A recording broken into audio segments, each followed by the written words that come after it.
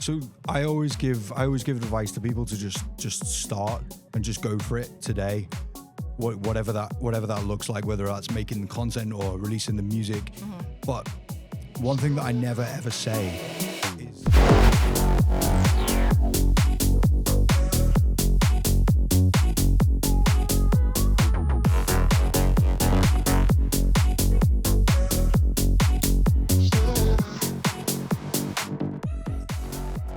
All right, we are here with James, Hype the Hype Hello. Man. How are you? I'm going to be really honest with you. I should have been in bed a few hours ago. I came from London like 2 days ago, and my brain still thinks my brain thinks it's like, what time is it in London? 3 a.m. 3 a.m. for you. Okay. Well, you know, that is the DJ life. That is the musician's life. We are so excited to talk to you today because you're a very interesting and authentic artist. Oh, thank you. And you share a lot of that with your audience. Tell us about your intention behind sharing so much of your journey online. Okay, so when I decided that I wanted to be a DJ, there was no blueprint for how to be a DJ. There was nothing. We didn't even have YouTube. That's how old I am. Like, well, we did have YouTube, but no one was like telling you the type of stuff that you can find on YouTube now. So I'm like, I feel like I've been through so much to get to where I am, and I want to share that with people who want to get to where I am, to kind of demystify it for people, because I feel like that's the least I can do. I've been very lucky along the way, and I'm like, if I can just give some of this back, I feel like it's good karma, and it's just within me. That's I want to share. Yeah, that's amazing. I was gonna ask if it makes touring more complicated or if it's just something that you enjoy doing. Well, yes, like It's an added thing to do. Yeah, of course. Like when you're trying to like travel the world and not get any sleep and feel good and whatever, like trying to make content along the way religiously, it does make it more difficult, but I wouldn't do it without. Of course. I mean, you spoke to being tired, feeling like it's 3 a.m. Tour life in general is exhausting and exhilarating, but is there anything else you'd want people to know about what it really takes to, you know, do your passion? So I always give advice to people to just start and just go for it today. Whatever that looks like, whether that's making content or releasing the music. Mm-hmm. But one thing that I never ever say is, when you do it, like if you were a DJ and you were like dead nervous about putting out your content or whatever, when you do it, no one's gonna give a shit. And this is the bit that it came into my mind earlier today. I was like, I always tell people to just go for it, and I feel like sometimes I inspire people, and they'd be like, "Oh, I started posting content because of what you said." But the bit that I never say, when you post your content, no one's gonna give a shit. Yeah. When you release your song, no one's gonna give a shit. And then you have to keep going for like 5 more years. And then you'll gradually start to see people do give a shit. Then maybe somebody will give a shit. It's kind of that concept too of taking like imperfectly perfect action or perfect imperfect action. Like it might not be ready, but just get out there, just do it. 100%. Even if you don't feel ready to do it. Yes, You know, yes, like that's what it's all about. Because nothing's ever ready. It's never going to be ready. Even like me, when I release a song now, it's not perfect. Exactly. Yeah. Like you just have to let go at a point, and the more you learn when to let go, the more output you can have, and the more output you can have, the more chances you get at hitting the target. Absolutely. I know you've compared DJing and being a musician to like being an athlete, like in terms of training and practicing, and with a tour life and the musician life just being so busy in general, how do you carve out that intentional time to still practice and produce? I mean, the cool thing for me is I get to do so many different types of sets that there's always like something new that I've set for myself that I need to practice for. Like 2 days ago, we did a special Get Closer show in LA.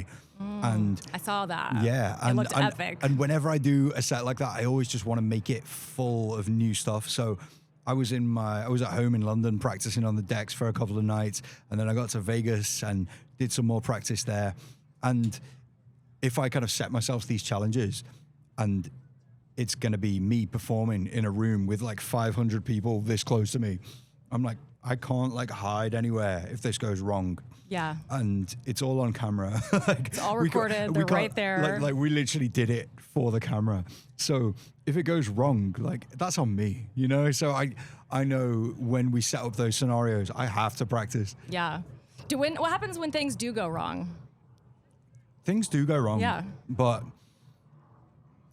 I mean, one thing you've got to remind yourself, like I have this idea in my head of what perfect looks like. And a lot of the people watching, they probably have a different idea of what perfect looks like. So it's not as bad if it goes wrong as you think it is. Like the only thing that's really, really bad as a DJ is if you stop the music. And I've done that before. In fact, I've done that a few times. And like the experience teaches you like how to quickly save it. And you just got to style it out and hopefully people are forgiving. I think that's the mark of a good DJ, though. Like, I actually like when I see a DJ like mess up and see like what happened. How do they get out of this? If there's like a little bit of train wrecking, it's like, okay, what are they gonna do with this? And that's like the mark of an amazing DJ. I'm like, okay, I see what you did there. And the thing is as well, like your body language can give so much away. Like I've learned over years and years that like if you just kind of act like that was meant to happen, most people will look at you and be like, yeah, he meant that. Like, okay, sure.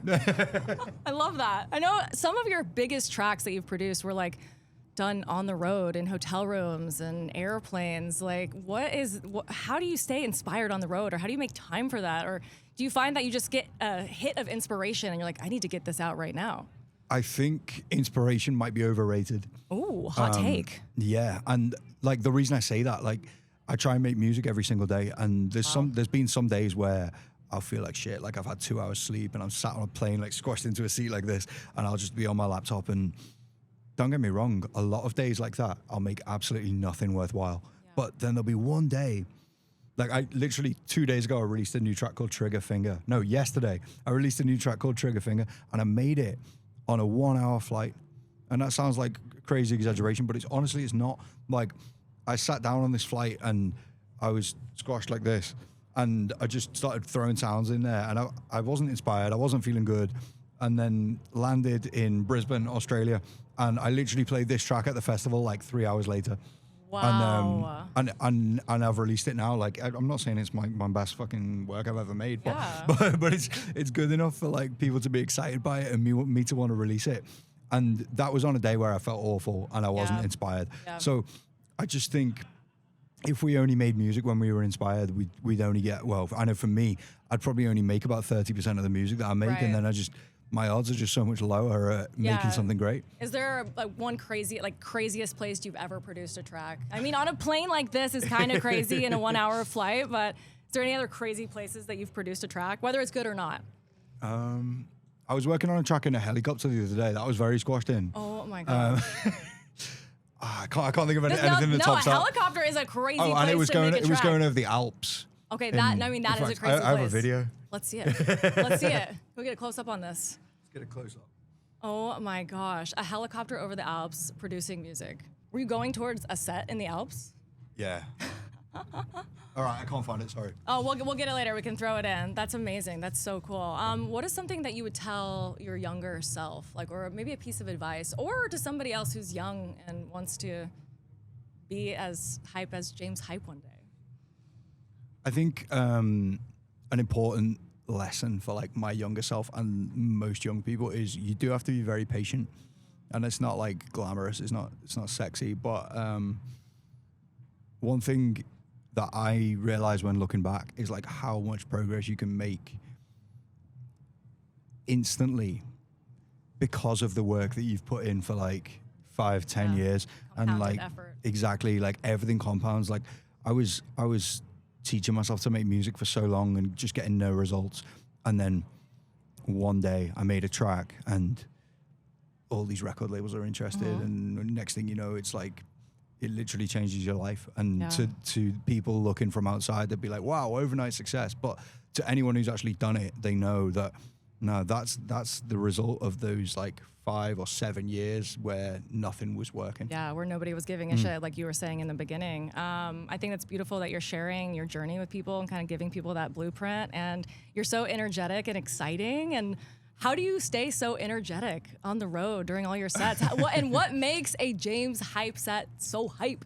I mean, I couldn't act in any different way than how I act when I'm on stage.